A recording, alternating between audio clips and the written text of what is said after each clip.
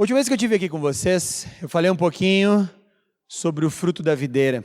Talvez vocês estejam lembrados, talvez não, tudo bem, fiquem tranquilos, tá?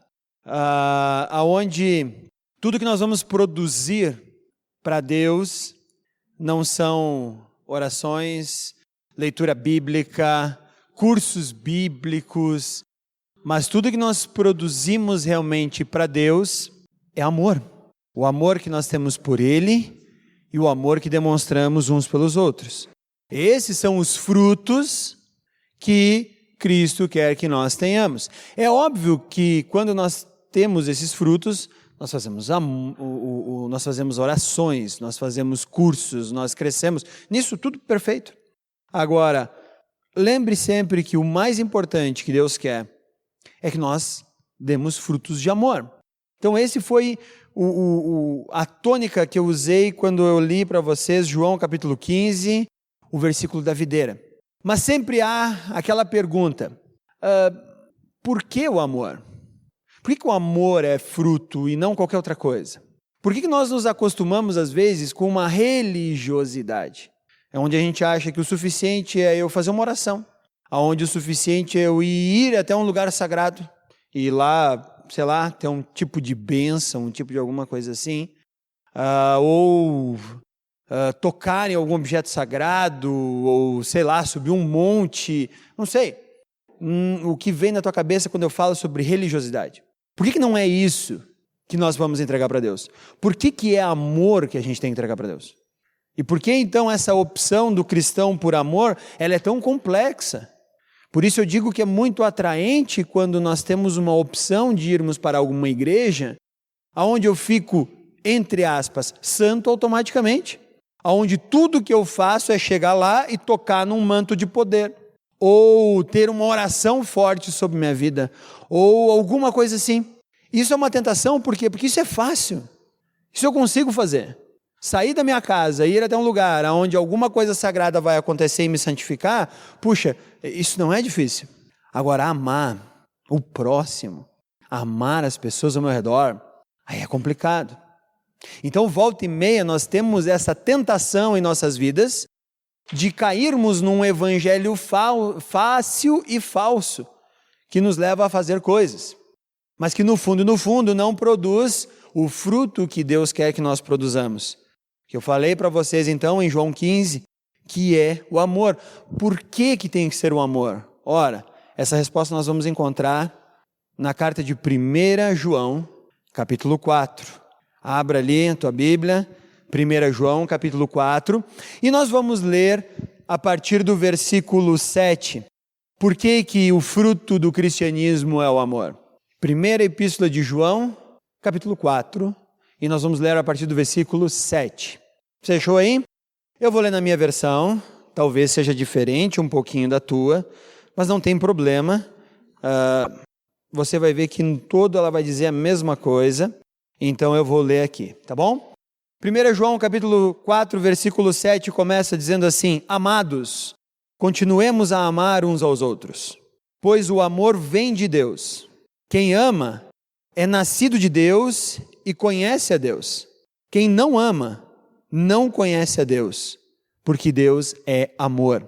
Deus mostrou quanto nos amou ao enviar seu único Filho ao mundo, para que por meio dele tenhamos vida. É nisto que consiste o amor, não em que tenhamos amado a Deus, mas em que Ele nos amou e enviou o seu Filho como um sacrifício para o perdão de nossos pecados. Amados, visto que Deus tanto nos amou, certamente devemos amar uns aos outros. Ninguém jamais viu a Deus, mas se amamos uns aos outros, Deus permanece em nós e o seu amor chega em nós à expressão plena.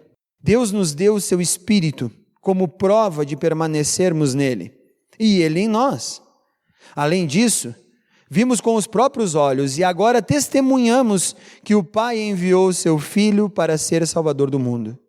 Aquele que declara que Jesus é Filho de Deus, Deus permanece nele e ele em Deus. Sabemos quanto Deus nos ama e confiamos em seu amor. Deus é amor, e quem permanece no amor, permanece em Deus, e Deus nele. À medida que permanecemos em Deus, nosso amor se torna mais perfeito. Assim teremos confiança no dia do julgamento, pois vivemos como Jesus viveu neste mundo. Este amor não tem medo, pois o perfeito amor afasta todo medo. Se temos medo, é porque tememos o castigo, e isso mostra que ainda não experimentamos plenamente o amor. Nós amamos porque Ele nos amou primeiro. Se alguém afirmar, amo a Deus, mas odeia seu irmão, é mentiroso. Pois se não amamos nosso irmão a quem vemos, como amaremos a Deus a quem não vemos? Ele nos deu este mandamento: quem ama a Deus, ame também seu irmão. Por que todo fruto que nós podemos dar a Deus, então, não é uma vida religiosa? Por que todo fruto que nós podemos dar a Deus é amor? Porque Deus é amor. Deus não é religião. Então, nós só produziremos frutos agradáveis a Deus à medida em que amarmos uns aos outros. Por quê? Porque Ele é amor, dele vem o amor, e no amor dele nós nos aperfeiçoamos. Então é isso que eu quero que a gente pense hoje, a ideia de que quando amamos, nós somos capacitados a ter um relacionamento próximo com Deus por meio do amor e não por meio de uma religião. Por meio de amor, não por meio de uma religião. Então, como é que eu penso isso? 3 vezes na carta de 1 João, como eu li um pouquinho mais, então vocês não tiveram tempo de ler essa carta antecipadamente. Se você já leu, você vai lembrar. 3 vezes na epístola de 1 João, João fala sobre amor. Se você olhar o capítulo 2, versículos 8 a 10, ele diz que quem ama prova que está na luz e não andando em trevas. Então, para João, amar é andar na luz. Segundo, o capítulo 3, versículo 14 e 15, ele vai dizer que amar é a prova de nossa vida eterna. A prova de que temos a vida eterna é o amor que temos ao próximo. E agora, pela 3ª vez, ele vai falar sobre o amor. Mas agora ele vai dizer o seguinte: amar é prova de que eu manifesto a natureza de Deus. Porque Deus é amor, então logo quando eu amo, eu manifesto a natureza de quem Deus é. Por isso, amor é a coisa mais importante que nós temos para manter os nossos laços. Como vocês devem saber, nós cremos num Deus trino. E por que ele continua trino? Por que nós não temos como o panteão dos gregos, que criam em vários deuses, e tinha 3 deuses maiores, né? Hades, que cuidava do submundo, Zeus cuidava do céu, e nós temos a Hades cuidando do mar, né? Depois virou Poseidon o nome dele. Por quê? Por que nós não temos então um monte de Deus brigando, como na época dos gregos, mas nós temos 3 sendo um só Deus? Porque o que os une é o amor.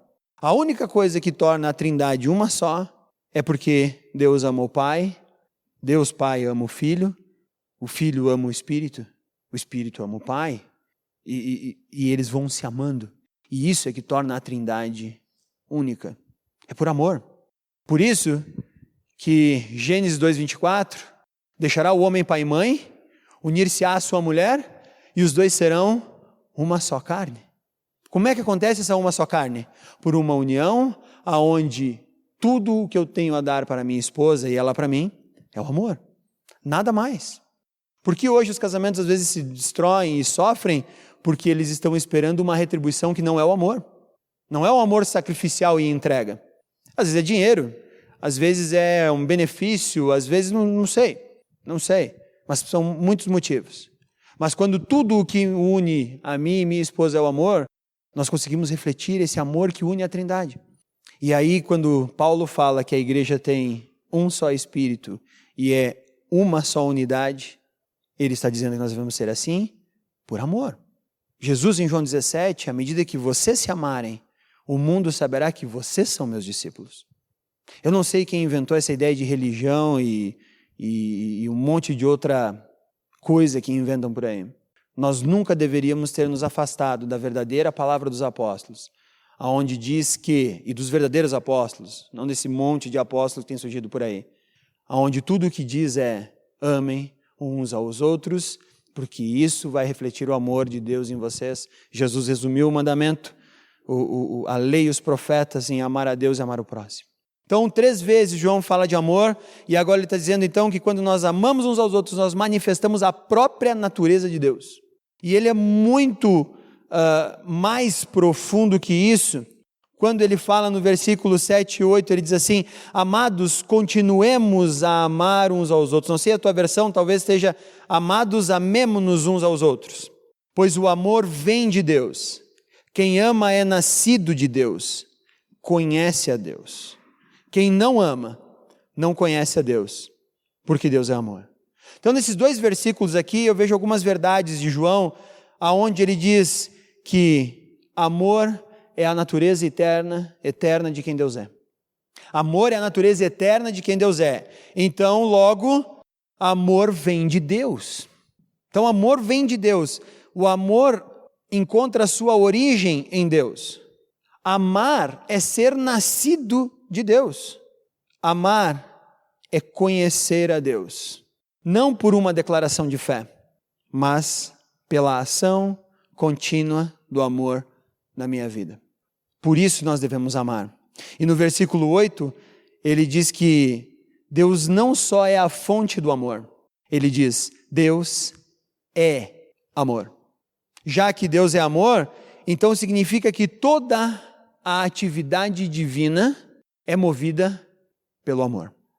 Aí algumas pessoas às vezes caem no engano e no erro, dizendo: bom, já que Deus é amoroso e tudo é por amor, então eu posso viver uma vida de qualquer jeito, eu não preciso cumprir a lei, somos do Novo Testamento, somos aqueles aos quais foi derramada a graça sobre nossas vidas e podemos viver de qualquer jeito.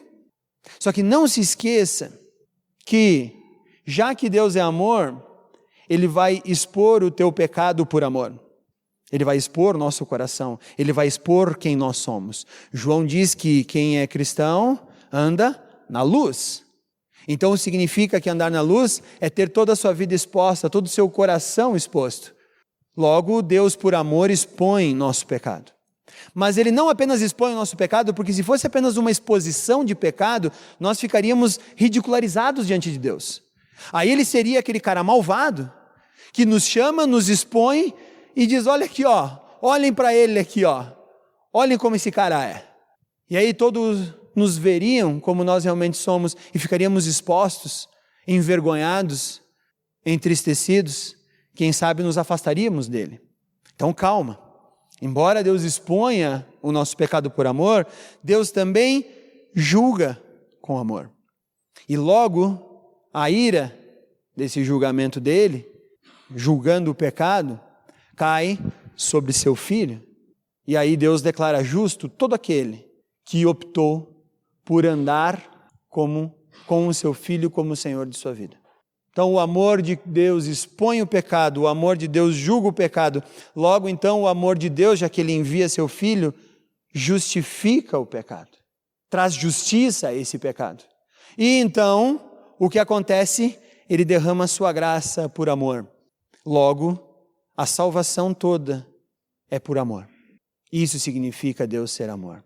Então Deus não é um juiz punitivo lá em cima no céu, esperando a gente fazer coisas boas, com um martelo na mão, dizendo, condenado. Mas Deus é um Deus de amor, que por amor está dizendo, meu filho amado. Ele está justificando tudo. Ele está colocando todas as coisas em ordem. Então, Deus é amor, amor vem de Deus, toda a ação divina é movida por amor. Logo, no versículo 8, então, ele diz, quem não ama, se engana, não conhece a Deus. Todo cristão por aí pode ir na igreja todo domingo, pode ir quarta e domingo, pode ir no seu grupo célula, pode fazer as suas orações, pode saber essa Bíblia de cor na sua cabeça. Se não ama, se engana. Se não há amor, então nós estamos nos enganando. Estaríamos melhor em nossas casas assistindo o Faustão e o Fantástico. Porque o amor é o que deve mover todas as nossas ações. Se não é por amor que vamos a uma comunidade e estamos juntos com essa comunidade, então tem alguma coisa errada. Não amar é a mesma coisa que eu disser assim, eu conheço sei lá, vamos imaginar aqui, eu conheço o rei do Egito. E aí você vai dizer assim, mas você fala árabe? Tá. Você fala inglês? Mais ou menos. E ele? Menos do que eu. Ah, ok. Ele fala português? Não. Espanhol? Também não. Então como é que tu conhece o rei do Egito, rapaz? Como é que tu conhece o rei do Egito? Eu conheço porque eu já vi umas fotos das pirâmides pela internet. Lá vi até o Nilo, vi que o Nilo é bonito, tem um lugar legal lá, mas eu não conheço o rei do Egito. Então não amar é um engano tão grande, que é como se nós disséssemos que conhecemos alguém, mas não conseguimos nem falar a mesma língua dele. Por isso que quem não ama não conhece a Deus. Porque Deus só se faz conhecido quando a sua essência é manifesta em nossos relacionamentos. Qual é a essência de Deus? Deus é amor. Deus é amor. Ele continua agora nos versículos 9 e 10, e ele diz assim: Deus mostrou quanto nos amou ao enviar seu único Filho ao mundo, para que por meio dele tenhamos vida. E é nisto que consiste o amor. Não em que tenhamos amado a Deus, mas que Ele nos amou e enviou seu Filho como sacrifício para perdão de nossos pecados. Então, já que a essência de Deus é amor, então nós temos que compreender que a manifestação maior do amor de Deus está na pessoa de Cristo. Quando Ele envia Cristo para morrer naquela cruz, não há manifestação maior de amor por nós. E às vezes nós não compreendemos. Às vezes Cristo é uma coisa pregada lá numa parede, um cara morto, sofrido, e a gente sequer imagina que aquela ali é a maior manifestação de amor que Deus fez por todo ser humano. Vira um símbolo de religiosidade, onde até na Câmara os caras ficam tentando votar, se deixa o Cristo lá na parede, se tira o Cristo da parede. O que menos importa é o Cristo estar ou não na parede, pessoal. O que importa é Ele estar aqui. Se Cristo está aqui, pode não estar na parede, estou nem aí. Porque Ele tem que estar no nosso coração. Ele tem que ser tudo para nós. Por quê? Porque Ele é a manifestação máxima do amor de Deus. O amor de Deus no Novo Testamento, então, ele pode ser visto na manifestação de Cristo. E só tem duas formas de nós enxergarmos o amor de Deus de forma maravilhosa. No Antigo Testamento, quando Ele pega um povo escravo no Egito, cuida, resgata, restaura e estabelece esse povo agora numa terra prometida, dizendo que Ele vai governar esse povo, que é Israel. Essa é a maior manifestação de Deus no Antigo Testamento. A gente fica pensando que as maiores manifestações de Deus é Ele abriu o mar, Ele fez o povo passar o Rio Jordão a seco, Ele usou o som das trombetas dos israelitas para derrubar as muralhas de Jericó. Gente, esse não é a maior manifestação de poder de Deus na Bíblia. A maior manifestação no Antigo Testamento é quando Ele livra Israel e estabelece Israel como um povo que deveria viver para manifestar a sua luz. E a segunda manifestação, maior manifestação do Novo Testamento, não são os milagres, não são nada, mas é o próprio Cristo, quando Deus o envia para morrer numa cruz e mostrar o seu amor pelo ser humano. O versículo mais famoso do Novo Testamento, João 3,16, porque Deus amou o mundo de tal maneira que deu seu Filho único. Essa é a maior manifestação do amor de Deus. Então Deus, Ele não só é amor, como foi falado no versículo 7, no versículo 8, mas Ele manifesta seu amor. Ele não guardou para si o amor, Ele manifestou. Como que Ele manifestou? Enviando o seu Filho a nós. Então, já que Ele envia o nosso Filho, o amor dEle é espontâneo. Não há nada que obrigue o amor de Deus a acontecer. Amor brota de Deus. Amor vem espontaneamente. Então, a manifestação do amor de Deus não vem em que nós amamos Deus, mas Ele nos amou antes. Então, o amor de Deus é espontaneamente dirigido a cada um de nós. Essa é a maravilha do nosso relacionamento com Deus. E quando nós demonstramos esse amor, é apenas um reflexo do amor que Deus já demonstrou para nós. Quando nós amamos, é apenas um reflexo de que Deus continua conosco. O amor, ele deve ser designado, ele é mais ou menos assim, um benefício, um sacrifício que eu faço para que outra pessoa seja beneficiada. E o que custa para mim é o meu próprio bem-estar. Ou você acha que Cristo não estava bem lá no céu, por isso o Pai mandou Ele ser castigado aqui na terra? Custou o bem-estar de Cristo, no meio da Trindade, para descer a essa terra, habitar no nosso meio e ser a manifestação do amor de Deus, inclusive indo para uma cruz. É assim que Deus manifestou o seu amor. Então nós não amamos primeiro, não, pelo contrário. Nós pegamos o seu filho e dissemos assim, prega ele numa cruz. E ele foi para essa cruz. Essa é a maior manifestação de amor que nós podemos ter. Então olha a crescente, Deus é amor, versículo 7 e 8. Deus agora manifesta seu amor enviando seu filho. E agora nós chegamos numa declaração enorme, versículo 12, onde diz assim, amados, visto que Deus tanto nos amou, certamente devemos amar uns aos outros. Ninguém jamais viu a Deus, mas se amamos uns aos outros, Deus permanece em nós e o seu amor chega em nós à expressão plena. Primeira vez que eu li esse versículo, eu não entendi ele direito. Eu voltei. Ninguém jamais viu a Deus, mas se amamos uns aos outros, Deus permanece em nós e o seu amor chega em nós à expressão plena. Eu acho que eu li umas 3 vezes. E quando eu entendi o que João está tentando dizer aqui, é algo maravilhoso. Se você acompanhar a crescente, então, Deus é a origem do amor. Deus é amor. Deus manifesta seu amor enviando o seu Filho. Versículo 11, ele diz assim, o derramar do amor de Deus, então, em nós, nos impele em amor ao próximo, porque, obviamente, é um reflexo natural do amor dele. Agora, o versículo 12, ele diz assim, o amor de Deus não apenas constitui o ser eterno de Deus. O amor não apenas se manifesta no envio do Filho, mas o versículo 12 ele diz assim, Deus ama e se manifesta hoje, agora, nesse instante, quando o seu amor é o amor que nós temos uns para com os outros.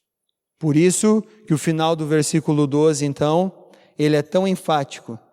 Deus permanece em nós, seu amor chega em nós, a expressão plena. Então o amor de Deus não ficou perdido pela história. O amor de Deus é manifesto hoje. Como? Quando eu amo quem está ao meu redor. Quando você ama quem está ao teu redor. Quando você se manifesta ou se relaciona com essa pessoa única, total e exclusivamente por amor. Quando isso acontece, o amor de Deus chega à plenitude na tua vida, na minha vida, nos nossos relacionamentos. Então, de certa forma, nós hoje, quando nos amamos, somos a maior expressão do amor que a terra tem.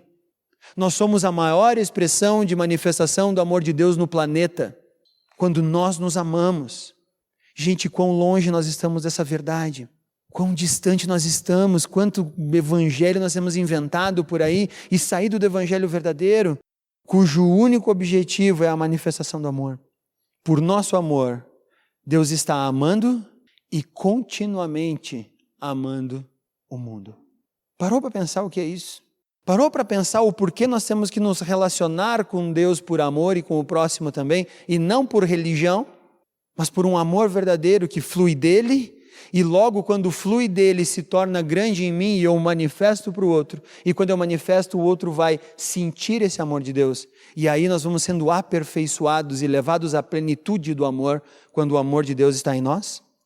João, capítulo 1, versículo 18, o Evangelho de João, escrito por esse mesmo João, diz que Deus é manifesto pelo seu Filho. Só que agora então, 1 João, capítulo 4, versículo 12, ele diz que Deus é manifesto no amor de seus filhos, que somos nós. Então, se você olhar agora a crescente desses versículos, se você parar e ler de novo, 1 João, capítulo 4, versículos 7 a 12, você vai descobrir 3 coisas. Do 7 ao 8, amor se origina em Deus. Versículos 9 e 10, amor se manifesta no seu Filho Jesus Cristo. Versículos 11 e 12, amor se aperfeiçoa na igreja. Aí está o porquê nós não podemos deixar de congregar como igreja. Hoje há uma opção por aí, chamados de desigrejados, cristãos avulsos, não sei, chame você como quiser, em que há uma tendência das pessoas em dizerem assim, não, a igreja sou eu sou a igreja. Então já está suficiente, já está bom. Eu não preciso ir para uma comunidade, eu não preciso ir para um grupo, porque eu já sou a manifestação de Cristo. E aí João vem e mostra com um tapa de luva no rosto dessas pessoas, dizendo: não tem como você fazer isso, querido. Porque a manifestação de Deus só acontece quando há amor para o próximo. E isso só acontece quando eu estou com outras pessoas ao meu redor. O amor de Deus se aperfeiçoa na igreja. Mas não em qualquer igreja. Na igreja que ama. Na igreja onde o relacionamento das pessoas é movido pelo amor. Não em qualquer igreja. Então, nós devemos montar, planejar e sonhar com uma igreja cujo nosso único ponto de união é o amor de Deus, e aonde a única expressão de relacionamento que nós temos para o outro é amor. Mas isso não significa uma igreja que não fala de pecado, mas é uma igreja que traz o pecado à luz. É uma igreja que pode chegar e dizer para mim: olha, eu acho que nesse aspecto da tua vida você não está vivendo a plenitude do amor de Deus, e é por isso que eu estou aqui te avisando disso. Justamente porque eu te amo, eu quero que você seja uma expressão do amor de Deus muito mais ampla e maior do que você tem sido. E aí, quando eu recebo essa mensagem de amor, eu posso olhar para a minha vida e dizer para essa pessoa: você está certa. Obrigado por me corrigir. Obrigado por me amar a tal ponto em que você vem e me ajuda a corrigir um aspecto da minha vida. Que bom que você foi essa expressão do amor de Cristo em minha vida e que isso continue. Mas hoje não é assim.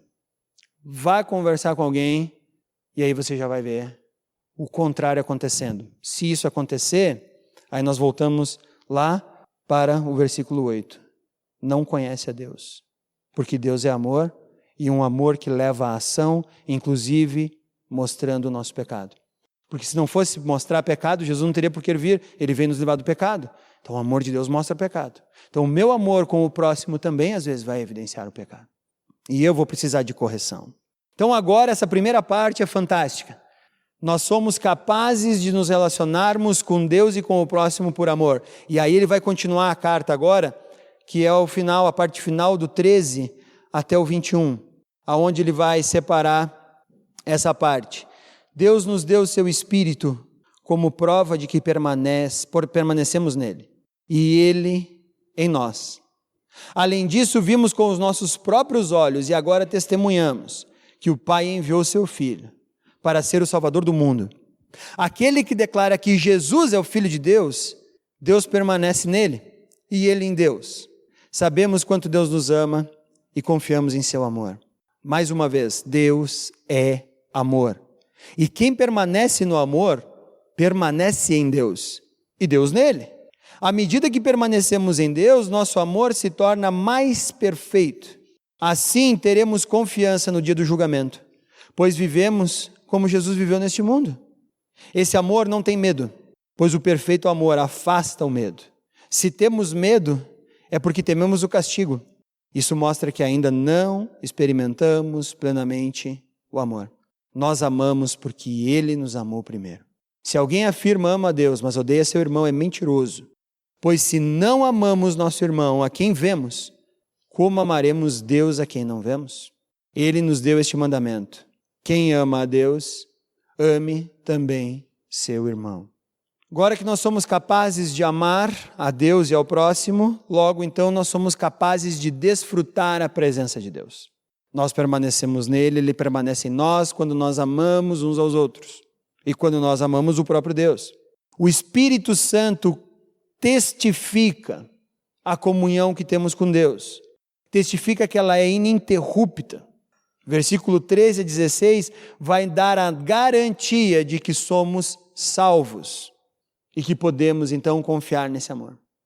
E por isso, quando ele vier e se revelar, nós não teremos medo. Porque hoje todo mundo fica com medo: e se Deus existe e vem do céu e vai expressar todos os nossos pecados? Vai que ele realmente é um cara que está com uma balança lá escrito boas obras e más obras, aonde ele leva o peso, boas obras é esse, más obras é aquele, e para ser considerado um indivíduo bom, eu tenho que ter um pouquinho mais boas obras do que más. Aí eu vou para o céu. Mas se a gente olhar para a nossa vida, a não ser que você seja meio louco, você sabe que as nossas más obras pesam muito mais. E aí a gente fica com medo que Deus venha e nos mostre isso. Então, se nós fazemos isso, significa que nós não estamos aperfeiçoados no verdadeiro amor de Deus. Nós estamos com medo de um castigo que Ele vai nos dar, porque não temos um relacionamento com Deus baseado em amor. Nós temos um relacionamento com Deus baseado num negócio, em que eu dou para Ele boas obras, e isso vai fazendo Ele descontar do caderninho das minhas más obras. E quem sabe o dia que Ele voltar, está tudo zerado, e eu vou dizer, ufa, foi por pouco, mas foi. Vamos lá, vamos para o céu. Não, Ele diz assim, se você tem um relacionamento de amor com Deus e amor com o próximo, você pode ter segurança da tua salvação. E o Espírito Santo que está em você é uma testemunha dessa garantia de que você não vai ser envergonhado. E aí você pode ter um relacionamento com Deus não baseado no medo, porque o medo pressupõe castigo. Nós podemos ter um relacionamento de Deus por amor. Já que Ele é amor, nós somos capazes de nos relacionarmos com esse Deus por meio do amor que Ele dá para nós. Então, a presença do amor revela o caráter de Deus em nós. E isso nos dá segurança. Porque olha só, nós vivemos como Cristo viveu. Puxa, como assim? Como é que eu sei que nós vivemos como Jesus? Está lá no versículo 17. À medida que permanecemos em Deus, nosso amor se torna mais perfeito. Assim teremos confiança no dia do julgamento. Pois vivemos como Jesus viveu nesse mundo. O que é viver como Jesus viveu nesse mundo? Viver numa relação de amor com o Pai e amar o próximo. Isso é viver como Jesus viveu. Em que todas as nossas ações devem ser baseadas pelo mesmo amor de Deus. Essa é a nossa segurança. Você quer ter certeza da sua salvação? Você não precisa fazer nada mirabolante. Você só precisa amar Deus e o próximo. E aí ele vai falar nos versículos 20 e 21, se alguém afirma, amo a Deus, mas odeia seu irmão, é mentiroso. Pois se não amamos nosso irmão, a quem vemos, como amaremos a Deus a quem não vemos? Ele nos deu esse mandamento, quem ama a Deus, ame também seu irmão. Como é que está o nosso amor em nossa vida, pessoal? Como está a nossa manifestação de amor para o próximo? Você está numa relação de amor segura com Deus? Ou você ainda tem aquela pontinha de medo, puxa, eu acho que eu vou ser julgado. Será que é isso mesmo? Como está o Espírito Santo respondendo a essa verdade na tua vida? Você sente convicção? Você consegue ter uma relação com Deus que não é baseada no medo dele, mas baseada no amor? Você consegue entrar na casa de Deus ou na presença de Deus como você entra na casa do teu pai, da tua mãe, por amor? Você pode chegar lá e abrir a geladeira, dizer para ele, pô, tá precisando fazer umas compras, hein, Deus? Tá feio aqui, só tem água, um pouquinho de pão, queijo mofado. Não, a gente tem que entrar assim, com todo cuidado. Não fazer muito barulho, bater na porta. Quando ele abrir, não olha direto na cara dele, fica esperando. Pô, isso aí eu faço com pessoas do mundo, mas não com a minha família. Minha família, assim, onde mora, muitas delas, minha irmã tem chave da minha casa, eu tenho da minha irmã, tenho a chave da casa do meu pai, posso entrar lá a hora que eu quiser. A tua relação com Deus é assim? Porque, gente, se não é assim, nós temos que repensar o que estamos fazendo aqui. Segunda coisa, como tem sido a tua relação com o próximo? Você tem sido uma pessoa conhecida por manifestar o amor de Cristo? Ou você tem sido reconhecido como uma pessoa amarga? Aquela que não consegue manifestar amor sem antes falar mal? Ou aquela que não gosta das pessoas? Ou aquela que entra por aquela porta e se a pessoa está aqui, entra por lá. Se outra pessoa está aqui, eu entro lá. Fica desviando, fica tendo um relacionamento melindroso com o próximo. Gente, se é isso, também tem alguma coisa errada com o nosso cristianismo. Quando você chega em casa e você vai falar de alguém, você vai falar porque você a ama? Ou você vai falar porque o teu coração está cheio de ódio e coisas perversas e você vai expor aquela pessoa? Você vai expor um pecado daquela pessoa? Ou você vai falar mal dessa pessoa para que essa outra pessoa que está te ouvindo também sinta raiva dessa pessoa? Como é que é isso na tua casa? Como é que está o teu coração? Está cheio de amor? Porque se está cheio de amor, gente, que bom. Significa que você conhece a Deus, significa que o amor de Deus permanece em você, o Espírito Santo testifica que esse amor permanece em você e você reflete esse amor que vem de Deus Logo, você manifesta a natureza de quem Deus é. E logo isso te dá a garantia de ter um relacionamento vivo com Deus. Mas se não tem sido assim, pessoal, nós precisamos voltar a um relacionamento de amor com esse Deus. Porque Deus é amor. E tudo que Ele pede é amor em nossas vidas. Então agora, com isso, eu concluo dizendo o porquê. Todo fruto que nós vamos dar para Deus na nossa vida é amar o próximo e amar a Ele. Por isso que quando João 15 fala que Deus quer que nós demos muito fruto, e esse fruto é o amor, é isso. Não importa o quanto eu trabalho pela igreja, não importa o quanto da Bíblia eu leia, não importa o quão teologicamente saudável eu seja, se não há amor, eu não conheço Deus. Vamos baixar nossa cabeça, vamos orar? Senhor Deus, que possamos manifestar o Teu amor. Deus, que nós possamos manifestar o Teu amor não porque nós somos bons, mas porque Tu és amor. E em Ti todo amor jorra e transborda. E nós podemos ver a manifestação do Teu amor quando Tu derramou o Teu amor enviando o Teu Filho para morrer naquela cruz, para que cada um de nós obtivesse a salvação. Deus, da mesma forma, Tu pede para que nós, uma vez receptáculos desse Teu amor, manifestemos esse amor para todas as pessoas ao nosso redor, sabendo que isso tudo vem de Ti, não porque nós somos bons. Mas à medida que isso vai acontecendo, o nosso amor vai se aperfeiçoando e o Teu amor em nós chega à plenitude. Deus, isso sim é cristianismo de verdade. Isso sim é sinal de que somos Teus filhos. Isso sim é sinal de que estamos no rumo certo. Quando tudo o que fazemos é o reflexo do Teu amor em nossas vidas. Então, Deus, torna a Aliança Bíblica de Bento uma igreja que ama. Uma igreja que, quando o Teu amor é derramado, vai em busca do próximo. E cresce. Porque Tu ama essa igreja Te ama. E logo, essa igreja ama as pessoas que Tu ama também. Então, Deus, que essa igreja aqui seja reconhecida pelo amor que Tu dás a cada um de nós. É isso que nós Te pedimos, em nome de Cristo. Amém.